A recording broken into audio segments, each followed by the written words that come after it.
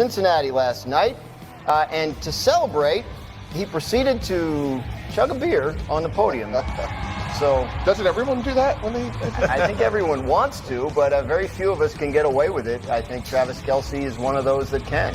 I didn't chug a beer, but I had that little small bottle right there in my pocket, baby. A little bit. Yeah, snuck something in. Where is his girlfriend in the audience? I feel like we would know that if that were the case. But yeah, chugging beer might have been his major for all we know. So maybe that was a celebration for there. It's time now for Sound Off, where we react to things that people say. I guess that's pretty simple. An appearance on the Deep Cut podcast released yesterday, Tom Brady, remember him, was asked what he would do if a team called him in the event of an injury and asked him to play for them.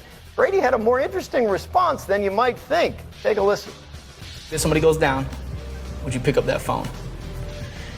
I'm not opposed to it. If they would, I don't know if they're going to let me if I become an owner in the NFL team, but I don't know if, I don't know. I'm always going to be in good shape. Always be able to throw the ball. So to come in for a little bit, like MJ coming back, I don't know if they let me, but I wouldn't be opposed to it.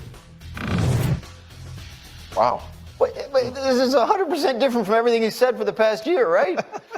Graz, that is stunning. I mean, there is going to be a team 2 weeks from today that we're going to be sitting here. Oh, boy. It could be the Raiders. It could be the Broncos that wanted to get a quarterback. And we know, the vagaries of the NFL draft that are sitting there on Friday morning saying, well, Tom Brady said, hey, he considered playing. So under the rules, let's be clear. If you are an owner, you are ineligible to play for obviously a myriad of reasons. So if he really earnestly feels that way, he needs to stop the paperwork and say, hey, I'm an eligible free agent to play. That was a stunning statement that he made. I was shocked. Tom, enjoy the retirement life, man. You gave 23 years to the game. Travel, enjoy your kids, go to the juke joint. Dom, you know what I mean? Have some fun, Tom. Nick?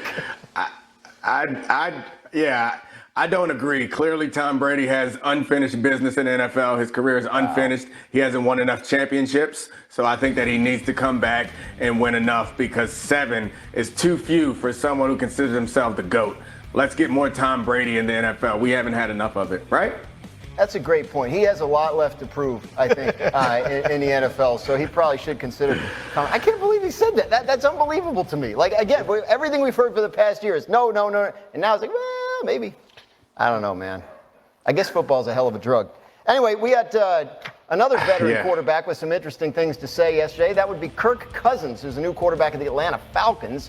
He believes the 49ers are still the team to beat this year. Here's what he had to say about that. I couldn't be happier about where we landed and where we are and what we have to look forward to. But everybody's kind of looking up at the Niners right now in the NFC. So if we're going to go anywhere, his group.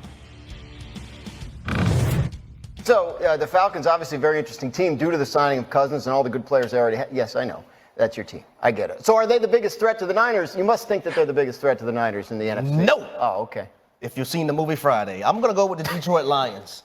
Just because I like what this football team showed us last year. Also, the culture that Brad Holmes and also Dan Campbell has been able to build in Detroit.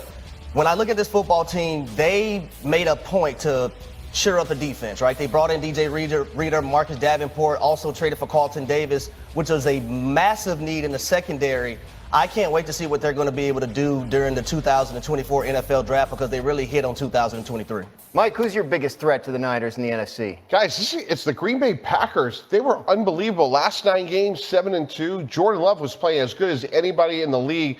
They'll draft a left tackle. They added Josh Jacobs. They got 3 great young receivers, maybe more. I think Jaden Reed's going to be a star. They got 2 quality tight ends. They got a lot of young players on defense. If you just watch the games, they blew out Dallas, and they stood toe-to-toe with the 49ers. So I love the trajectory of Jordan Love, who's maybe one of the 5 best young quarterbacks in the game today. And I'd be really surprised if they didn't draft a left tackle, which is really their only hole. Neek, do you agree with either of these picks? Lions, Packers, biggest threats to the Niners in the NFC? Yeah, those are great picks, but I'm going to go with the Philadelphia Eagles. I think what we saw from them last year was an issue with creativity on the offense, and I think bringing in Kellen Moore will help them address that. They certainly didn't have any offensive talent shortcomings, and on defense, they've started to address some of their issues with linebackers and safeties, and I think with 3 picks in the first 2 rounds coming up in this draft, they'll address the rest of those issues. And it's a team that's been there before with a quarterback that's proven that he's capable of doing it. If this offense starts to evolve a little bit, as I think it will under Kellen Moore, I think that this team will be back at the top of the heap in the NFC.